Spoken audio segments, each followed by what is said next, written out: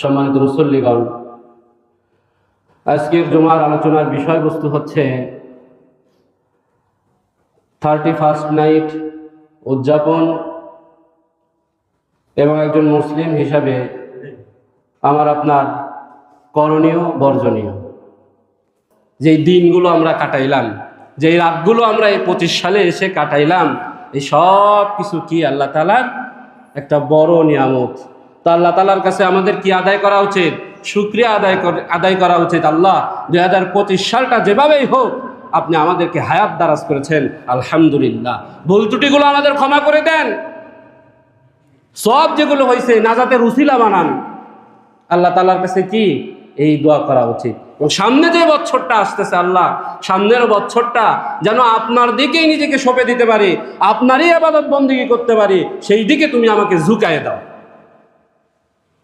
সেই দিকে তুমি আমাকে পরিচালিত করো, হেদায়েতের পথে তুমি আমাকে পরিচালিত করো। প্রিয় ভাই আমার, আমরা বড্ড বোকা মানুষ। এই যে নববর্ষ আসে, এই যে জানুয়ারি মাসের প্রথম দিন আসে, বছরের প্রথম দিন আসে, নিজের জন্মের প্রথম দিন আসে, এই দিনগুলোতে সাধারণত আমরা উদযাপনে ব্যস্ত থাকি, তাই না? অথচ হওয়ার কথা ছিল উল্টাটা। হওয়ার কথা ছিল কি? উল্টাটা। একটা উদাহরণ দিলে সুন্দর করে বুঝে আসবে। আপনাকে যদি বলা হয় একটা মোমবাতি জ্বালাইলাম, কি জ্বালাইলাম? একটা মোমবাতি। এই মোমবাতি যখন শেষ হয়ে যাবে তখন তোমার হায়াতও শেষ হয়ে যাবে। আচ্ছা, আপনার কি মনে হয় 1 মিনিট 2 মিনিট 3 মিনিট পর পর মোমবাতি বড় হবে না ছোট হবে? পুরোপুরি বড় হবে না ছোট হবে? একটু বলেন। ছোট হবে। এবং সে তার মাথায় আছে এই মোমবাতি ফুরানো অবধি পর্যন্ত আমার কি হায়াত। তো মোমবাতি ছোট হলে সে খুশি হবে না বেজার হবে? সে যদি বুদ্ধিমান হয়ে থাকে তো খুশি হবে না বেজার হবে? বলেন তো দেখি।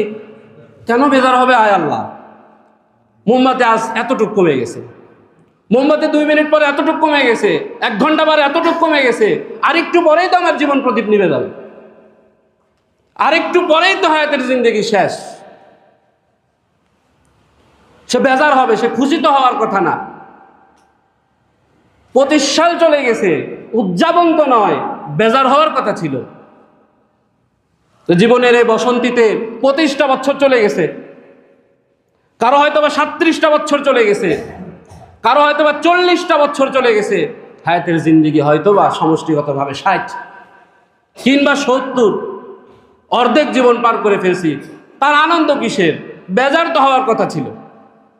এই জিনিসটাই আল্লাহ রাসূল সাল্লাল্লাহু আলাইহি ওয়াসাল্লাম হাদিসের মধ্যে এত চমৎকারভাবে ইরশাদ করেছেন, মামিন ইয়াউমিন ইয়ানশাক্কু ফাজরুহু ইল্লা ইউনাদি। আমার আপনার জীবনে চোখ খুলে যে দিনটা পাই, ওই দিন আমাকে আপনাকে উদ্দেশ্য করে একটা ঘোষণা করে। যদিও আমাদের কর্ণগহরে এই ঘোষণা পৌঁছায় না, তবে একটা ঘোষণা সে করে। কি ঘোষণা? ইয়া ইবনা আদম আনা খালকুন জাদীদ। ও বনি আদম, নাম ধরে ধরে বলে। আমি আমাকে দিয়ে উদাহরণ দিই। ও জহির, আজকে তোমার জীবনে তুমি একটা নতুন দিন পাইছো। ও আব্দুর রহমান, ও আব্দুর রহিম, আজকে তুমি তোমার জীবনে একটা নতুন দিন পাইছো। আমি তোমার জন্য আজকে নতুন একটা দিন, ওয়া আলা আমালিকা শাহিদ। আজকের এই নতুন দিনের তোমার যত আমল হবে সমস্ত আমলের সাক্ষী হব আমি।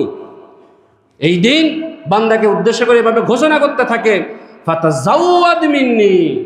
এরপর দিন বলে, আজকের দিনটা তুমি আমার কাছে পাইছো, অতএব আমার থেকে যা উপকৃত তা গ্রহণ করো তাড়াতাড়ি। এরপর দিন বান্দাকে উদ্দেশ্য করে বলে, ফাইন্নী ইযা মাযাইতু লা আউযু ইলা ইয়াউমিল কিয়ামাহ। আজকে আমি তোমার জীবনের এমন একটা দিন, কিয়ামত পর্যন্ত আর আমাকে পাবা না। আজকের যে শুক্রবারের সকালটা চলে গেছে, কিয়ামত পর্যন্ত আর জীবনে আসবে? কিয়ামত পর্যন্ত আসবে? একটু আগে যে সেকেন্ডটা গেল, এই সেকেন্ডটা আসবে? সকালবেলার কথা তো বাদ দিলাম, এই যে এখন সে সেকেন্ডটা অতিবাহিত হয়ে গেল, এটাই কি পাবো? কিয়ামত পর্যন্ত আর পাবো না। তো দিন বান্দাকে উদ্দেশ্য করে এভাবে ঘোষণা করতে থাকে।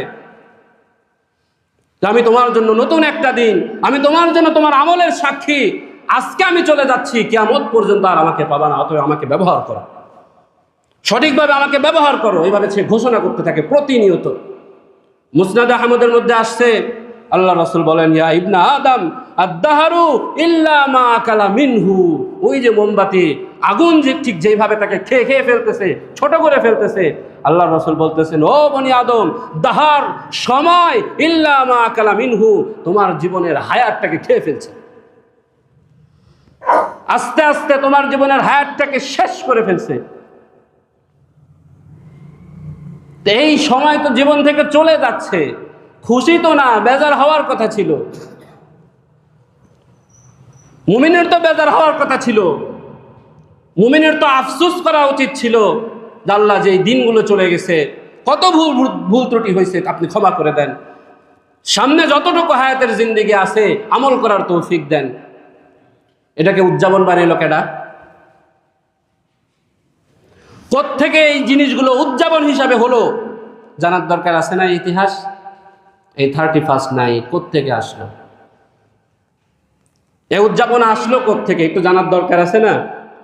শুরুতে বলছিলাম যে একজন মুসলিম হিসাবে কিছু করণীয় আছে, আবার কি আছে, কিছু বর্জনীয় আছে। এর ইতিহাস কি? খ্রিস্টপূর্বেরও অনেক আগেকার কথা। এখন খ্রিস্ট শতাব্দী চলতেছে না, কত বছর? 2025 বছর, তাই না? এই 2000 বছরেরও অনেক আগেকার কথা। এই দুনিয়াতে একটা জাতি ছিল, যে জাতির নাম পেগান। যে জাতির নাম কি? পেগান। এই জাতিকে গ্রোগেরিয়ান সম্প্রদায় বলা হতো। খ্রিস্টপূর্ব, আগের কথা বলতেছি, ইতিহাস। এই গ্রোগেরিয়ান সম্প্রদায়ের মধ্যে জুলিয়াস সিজার নামে একজন নেতা ছিল, যে সিজার নামক দেবতার পূজা করত। সিজার নামক দেবতার পূজা করত এবং তার দ্বারা দলবল ছিল, অর্থাৎ এই গ্রোগেরিয়ান সম্প্রদায়, এরা প্রকৃতির পূজা করত, আকাশের পূজা করত, বাতাসের পূজা করত, জমিনের পূজা করত, কোন একটা গাছ দেখলে সেই গাছের পূজা করত, সূর্যের পূজা করত, চন্দ্রের পূজা করত, এরা সময়েরও পূজা করত। এই জুলিয়াস সিজার, সে তো নেতা, সে তার সম্প্রদায়ের জন্য গণনা করার জন্য একটা ক্যালেন্ডার বের করে, গ্রোগেরিয়ান ক্যালেন্ডার সেটাকে বলা হয়। আপনারা এই উইকিপিডিয়া সার্চ দিবেন, দেখতে পাবেন গ্রোগেরিয়ান ক্যালেন্ডার।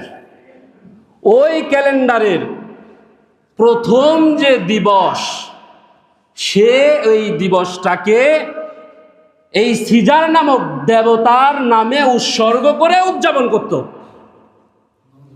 যেহেতু সেই সময় পূজা করত, তারা প্রকৃতি পূজা করত, তারা মনে করত এই ক্যালেন্ডারের প্রথম দিন যদি আনন্দ উদযাপন করে এটাকে বরণ করে নেওয়া হয়, তাহলে বছরের সারাটা দিন, বছরের সমস্ত দিনগুলো আমরা আনন্দ উদযাপন করতে পারবো, আমাদের দিনগুলো ভালো কাটবে। আর এই দিন যদি মরা মরা কাটে, তো বছরের আর যতগুলো দিন আছে সমস্ত দিনগুলো মরা মরা কাটবে। এই কারণে তারা এই সিজার নামক দেবতার কি করত? পূজা করত। এটা হলো পৃথিবীর সর্বপ্রথম ইতিহাস। এরপর আস্তে আস্তে এটা খ্রিস্টানদের মাঝে ঢুকে। খ্রিস্টানরা তারা তাদের ক্যালেন্ডার বের করে, 12 মাসের ক্যালেন্ডার। যেই ক্যালেন্ডারের প্রথম মাসের নাম কি বলেন তো দেখি? প্রথম মাসের নাম কি? জানুয়ারি। আপনি এখনই সার্চ দেন, জানুয়ারি শব্দটার উৎপত্তি কোত্থেকে হলো? তারা জানুস নামে এক দেবতার পূজা করত। খ্রিস্টানরা জানুস নামে এক দেবতার পূজা করত, যেই দেবতাকে তারা ভাগ্য দেবতা মনে করত। তো যখন তারা এই ক্যালেন্ডার বের করে, প্রথম মাসের নাম রাখে এই জানুসের নামে জানুয়ারি,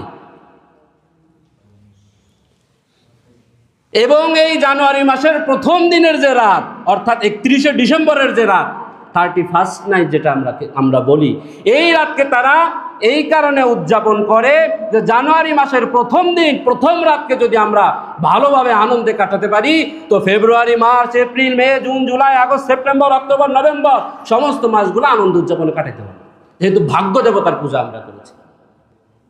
আপনি না মুসলিম, আমি না মুসলিম, আমি কি জানুস নামক দেবতার পূজা করি? না আমি এক আল্লাহর পূজা করি, এক আল্লাহর ইবাদত করি? বলেন তো দেখি, আমি তো এক আল্লাহর ইবাদত করি, তাই না? আমি তো জানুসের পূজা করি না। আমার আপনার জন্য তো এই উদযাপন না, আমার আপনার জন্য তো এই পূজা না। এটাই উপমহাদেশে কোত্থেকে আসলো? মুসলমানদের মধ্যে এটা কোত্থেকে ঢুকলো সেটা একটু জানার দরকার আছে না? খ্রিস্টান রাষ্ট্র তার এখানে না, শত সহস্র মাইল দূরে, ওখানকার সংস্কৃতি এইখানে ঢুকলো কেমনে?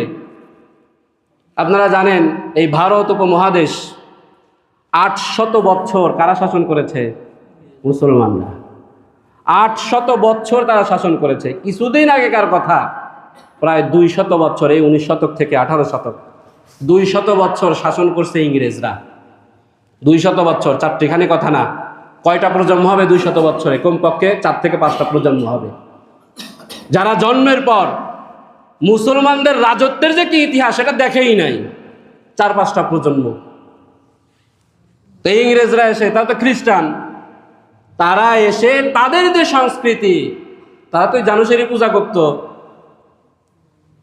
তো ওই 31st নাইট এই মুসলমান ছেলেদের মধ্যে, মুসলমান পরিবারের মধ্যে ঢুকাই দিয়ে গেল।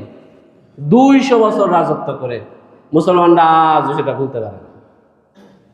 কষ্টের ব্যাপার হলো কি, মুসলমানরা আজও সেটা ভুলতে পারে নাই। সেই ইতিহাস, সেই সংস্কৃতি আজও তারা জড়ায়ে আছে। ভাই আমার, আল্লাহ রাসূল সাল্লাল্লাহু আলাইহি ওয়াসাল্লাম এই কারণেই বলছেন, আমার উম্মতের মধ্যে কিছু মানুষ ইহুদি, নাসারা, খ্রিস্টানদের রীতিনীতি, তাদের অনুষ্ঠান, তাদের আচার, তাদের সংস্কৃতি এমনভাবে গ্রহণ করবে। আল্লাহ রাসূল এইভাবে বলছেন, শুনেন, লা তাত্তাবিউন্না সুনানা মান ক্বাবলাকুম শিবরান বিশিবরিন। আল্লাহ রাসূল বলতেছেন যে তোমরা ইহুদি, নাসারা আর মুশরিকদের রীতিনীতি অনুসরণ এইভাবে করবা, শিবরান বিশিবরিন, বিগত বাই বিগত, যিরাআন বিযিরাইন, বাহু বাই বাহু। আপনার বিছানা হবে খ্রিস্টানদের মতো, আপনার খাওয়া দাওয়া হবে খ্রিস্টানদের মতো, আপনার চেহারা সুরত হবে খ্রিস্টানদের মতো, প্রত্যেকটা জিনিস, আপনার পায়খানা হবে খ্রিস্টানদের মতো। আল্লাহ রাসূল এটাই বলছেন, বিগত বাই বিগত, বাহু বাই বাহু আমার উম্মতের কিছু লোক তাদেরকে অনুসরণ করবে।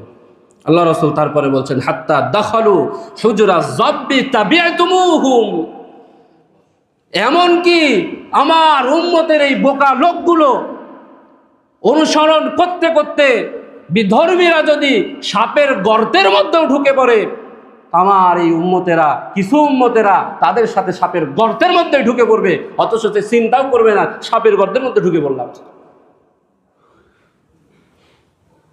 এইভাবে তারা তাদেরকে অনুসরণ আর অনুকরণ করবে।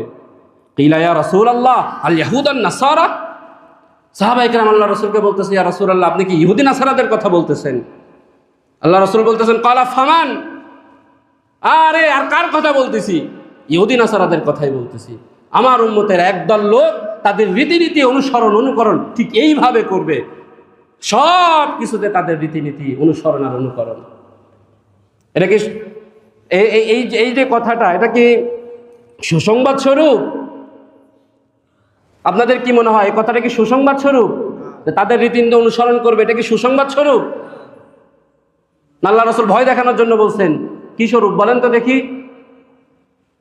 সুসংবাদ স্বরূপ না, খুশি হওয়ার কিছু নাই। আমি আপনি যদি সেই দলের মধ্যে থাকি তো বড় আফসোসের বিষয়, বড় আফসোসের বিষয় যে ওই রীতিনীতি অনুকরণ আমি আপনি করতেছি।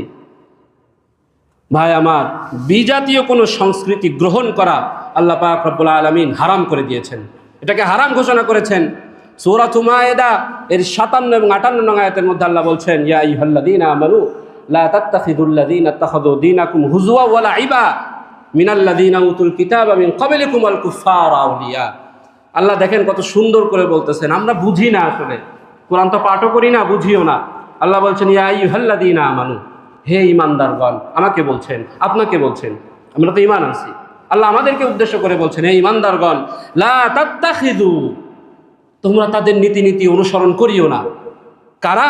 আল্লাযীনা ইত্তাখাযু দীনাকুম হুজওয়া ওয়া লাইবা, যারা তোমার দিনকে, যারা তোমার ইসলামকে, যারা তোমার ধর্মকে, যারা তোমার সালাতকে, যারা তোমার নামাজকে, যারা তোমার রোজাকে অজ্ঞতার সুরে দেখে, খেলতামাশার সুরে দেখে, তোমার ধর্মকে যারা খাটো করে দেখে, তোমাকে যারা ইসলাম বলে টেরোরিস্ট বলে, তোমাকে যারা সন্ত্রাসী বলে আখ্যা দেয়, তোমরা তাদের নীতি অনুসরণ করতে পারো না। হুজুয়া ওয়ালা ইবা, তোমার দিনকে যারা খাটো করে দেখে, তোমার কি ঘিলু হলো, তোমার কি বুদ্ধি হলো, তুমি তাদের নীতি অনুসরণ করতে যাবা? ওয়াত্তাকুল্লাহাল্লাযী ইন কুনতুম মুমিনিন, যদি মুমিন হও এই বিষয়ে আল্লাহকে ভয় করো। যদি মুমিন হও এই বিষয়ে আল্লাহকে কি করো? ভয় করো। আল্লাহ বলছেন তোমার ধর্মকে এত খাটো করে দেখো, তুমি কেন তাদের মধ্যে যাও? তোমার কি লাজ নাই? তোমার কি লজ্জা নাই? আল্লাহ এইভাবেই বলছেন। ভাই আমার, আল্লাহ রাসূল বলছেন মান তাশাব্বাহা বিকওমিন ফাহুয়া মিনহুম, বহু প্রসিদ্ধ একটা হাদিস। যে ব্যক্তি যাদের রীতিনীতি অনুসরণ করলো, কিয়ামতের দিন তার হাসর নাসর তাদের সাথেই হবে। আপনার অনুকরণ যাদের সাথে, হাসর নাসর হবে কি তাদের সাথে। কিছু বর্জনীয় জিনিস আছে, সময় আসলে অল্প, আমি শেষ করে দিব। খুব কমন কিছু জিনিস এই দিনকে উপলক্ষ করে আমরা যে জিনিসগুলো করে থাকি, প্রথমত হলো গান বাজনা থেকে বিরত থাকা। বছরের অন্য সময়ে তো গান বাজনা করা হারাম, তাই না? এই দিন মনে হয় শয়তান ঢোলটা একটু বেশি পিটাই দেয় আর কি। এমনেই নাচনে বুড়ি, আবার পাইছে কি ঢোলের বাড়ি, বিষয়টা এমন। গান বাজনা থেকে বিরত থাকা। সূরাতুল লোকমানের 5 এবং 6 নং আয়াতের মধ্যে আল্লাহ পাক গান বাজনাকে হারাম করে দিয়েছেন। নাম্বার 2, আতশবাজি, পটকা ইত্যাদি না ফোটানো। আতশবাজি ফোটানো হয় না, পটকা ফোটানো হয় না। এই আতশবাজির কারণে, এই পটকা ফোটানোর কারণে গত বছরও মনে হয় দেখলাম যে খুব সতর্কতা জারি করা হয়েছিল সরকারের পক্ষ থেকে, তারপরেও কিছু কিছু মানুষ এগুলো ফুটাইছে, কত জায়গায় আগুন ধরে গেছে, কত মানুষের ক্ষতি হয়েছে, মানুষ আগুনে পর্যন্ত পুড়ছে। মুসলমানকে বিনা কারণে কষ্ট দেওয়া হারাম। আল্লাযীনা ইউযুনাল মুমিনিনা ওয়াল মুমিনাত বিগাইরি মাকতাসাবু ফাকাদ ইহতামালু বুহতানা ওয়া ইসমান মুবিনা। সূরা আহজাবের 58 নং আয়াত আল্লাহ পাক বলছেন, কোনো কারণ ছাড়া কোনো মুমিন নর এবং নারী তাদেরকে কষ্ট দেওয়া এটা স্পষ্টতার একটা সীমা লঙ্ঘন এবং গুনাহের একটা কারণ। আল্লাহ পাক স্পষ্টভাবে বলছেন। আপনার এই পটকা ফোটানোর কারণে বা এতে সাই দেওয়ার কারণে কত মানুষ হার্ট অ্যাটাকের রোগী আছে, কত মানুষ হৃদরোগে ভোগে, কত মানুষ ঘুম না আসার যন্ত্রণায় ভোগে। ঘুম না আসা এটাও একটা রোগ। আপনার এই কারণে তার ঘুম হচ্ছে না, তার হার্টে কষ্ট হচ্ছে, তার শরীরে কষ্ট হচ্ছে, কত ধরনের কষ্ট, আর কত ধরনের ক্ষতি আছে। এই জিনিসগুলো আমরা করবও না, সায়ও দিব না ইনশাআল্লাহ। এরপর অনেকে শরীরে ট্যাটু আঁকায়, এই সমস্ত দিবসকে উল্লেখ করে কি করে? ট্যাটু আঁকায়। বেপরদাহীন অবস্থায় থাকে। আল্লাহ রাসূল সাল্লাল্লাহু আলাইহি ওয়াসাল্লাম বলছেন, লাআনান নবী সাল্লাল্লাহু আলাইহি ওয়াসাল্লাম আল ওয়াসিলা ওয়াল মুস্তাওসিলা ওয়াল ওয়াসিমা ওয়াল মুস্তাওসিমা। পরচুলা যে বানায় এবং পরচুলা যে গ্রহণ করে, উভয়ের প্রতি রাসূলুল্লাহ সাল্লাল্লাহু আলাইহি ওয়াসাল্লাম লানত। পরচুলা কাকে বলে? মাথায় নকল চুল লাগায়। আল্লাহ একটু টাক বানায় দিয়েছেন, তো কোনো কিছুর দিয়ে চুল টুল বানায় মাথায় দিছে। যে বানায় যে পরে, উভয়ের প্রতি আল্লাহ রাসূল কি করছেন? লানত করছেন। চিত্র অঙ্কনকারী এবং যে চিত্র অঙ্কন করায়, উভয়ের প্রতি রাসূলুল্লাহ সাল্লাল্লাহু আলাইহি ওয়াসাল্লাম লানত করেছেন। এবং এই দিন বিশেষভাবে যেটা দেখা যায় সেটা হলো, ভাই আমার আপনার সন্তানই বেপরদা অবস্থায়, সে পুরুষ হোক আর নারী হোক, বেপরদা অবস্থায় কোনো পার্কে, কোনো হোটেলে, কোনো স্পটে, শুটিং স্পটে, সেটা কক্সবাজার হোক, কুয়াকাটা হোক, এগুলোতে যায়, অথচ তাদের হালাল কোনো সম্পর্ক নাই। আল্লাহ পাক রব্বুল আলামিন বলছেন, কুল্লিল মুমিনিন ইয়াগুদ্দুনা মিন আবসারিহিম ওয়া ইহফাযু ফুরুজাহুম। পুরুষকেও আল্লাহ বলছেন যে মুমিন পুরুষ যারা আছে তারা যেন তাদের দৃষ্টিকে হেফাজত করে, তারা যেন তাদের লজ্জাস্থানকে হেফাজত করে। ওয়া কুল্লিল মুমিনাত ইয়াগুদ্দুনা মিন আবসারিহিন্না ওয়া ইহফাযনা ফুরুজাহুন। আল্লাহ মুমিন নারীকেও বলছেন যে তোমরাও তোমাদের দৃষ্টিকে হেফাজত করো, তোমরাও তোমাদের লজ্জাস্থানকে হেফাজত করো। এই দিন যে ফ্রি মিক্সিং চলে, আমার আপনার সন্তানরাই তো করে। ভাই আমার, এই যুগে এসেও আমরা যদি একটু খেয়াল করে দেখি, এই যে গত সপ্তাহেও আমাদের এক ভাই শহীদ হয়েছেন, নাম কি? বলেন তো দেখি, ওসমান হাদি ভাই কি ইমানি চেতনা দেখছেন মনের মধ্যে, নিজের পরিবারটাকে তিনি কিভাবে সাজাইছেন, আল্লাহু আকবার। আপনারা সোশ্যাল মিডিয়ায় দেখছেন কিনা, তিনি মারা গেছেন, তার লাশটা কফিনে করে আসতেছে, তার বিবির অবস্থা দেখছেন? তার বিবি যে তার লাশটা দেখতে গেছেন, বোরকা পরেও মানুষের সামনে আসেন নাই, কিভাবে নিজের বিবিকে তৈরি করে গেছেন, সুবহানাল্লাহ। কিভাবে নিজের পরিবারটাকে তিনি তৈরি করে গেছেন। এরকম একজন ওসমান হাদি হওয়ার দরকার, নিজের বোনের ক্ষেত্রে, নিজের মায়ের ক্ষেত্রে, নিজের বিবির ক্ষেত্রে। কিভাবে নিজের বিবিকে হেফাজত করে গেছেন। তার মাকে কোনোদিন দেখছেন সোশ্যাল মিডিয়ায় এসে লাফালাফি করতে? করে নাই। পর্দার ক্ষেত্রে পর্দার একটা বিধান, এই বিধানের ক্ষেত্রেও আমাদের ওসমান হাদি ভাই আমাদেরকে পথ দেখাই গেছে। আমরা আমাদের বোনদেরকে, আমরা আমাদের মাদেরকে ঠিক এইভাবে পরিচালিত করে শিখি। আল্লাহ পাক রব্বুল আলামিন এই দিনকে উল্লেখ করে যত ধরনের গুনাহ আছে সমস্ত গুনাহ থেকে আল্লাহ পাক আমাদেরকে হেফাজত করেন এবং তাওবা ইস্তেগফারের সাথে আল্লাহ পাক আগামী বছরটা কাটানোর তৌফিক দান করেন। আমিন। ওয়া আখিরু দাওয়ানা আলহামদুলিল্লাহি রাব্বিল আলামিন। যারা